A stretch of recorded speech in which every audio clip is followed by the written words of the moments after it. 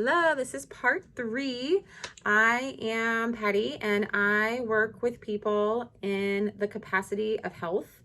And I really believe that the mind and body are connected. And this is part 3 of common illogical beliefs in when I'm navigating people and their weight. So a lot of times I'll see a lot of people talking about their weight, and there's a lot of common themes when people dislike their weight or where they're at. And so this is part 3. Go back and watch the first 2, like miscommon beliefs about being happy with your body, being proud. Another one is I can only love myself when I'm blank. So I'm going to use the word thin, meaning I can only love myself when I'm at a certain weight. Maybe that feels safer if you're listening. So I'm only acceptable when I'm this way. I have a lot of clients that were told that at a really young age, sometimes verbatim, that the only way they would be loved or accepted is if they were this weight. So make sure you stay that weight. And we have this in our family, and so we want to make sure that we avoid this because we want to be healthy or we want to be loved, or there can be some really, really hard statements that are made that your body has to be a certain way in order to receive love.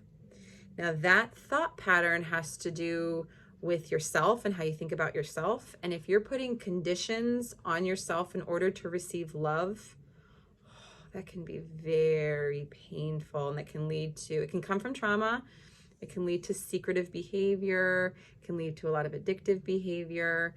And it doesn't necessarily have to be with food. It could be with money or cars or houses, that you have to have certain things, or rank and job or promotions. You have to have certain performance-based behaviors in order to receive love.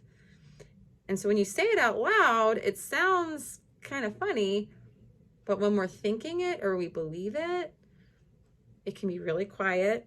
And it can produce a lot of feelings. If I'm not making a certain amount of money, if I'm not in a certain house, if I'm not eating a certain way, or if I'm not at a certain weight, I'm not good enough. Therefore, if I'm not good enough, I can't receive love. And we start to realize when that wound comes up, it can be an awareness that's painful, but also it can help hopefully move forward that that's illogical and it's not the truth. Because as a human, if you're watching this, you deserve love, period. And you have invaluable worth, period.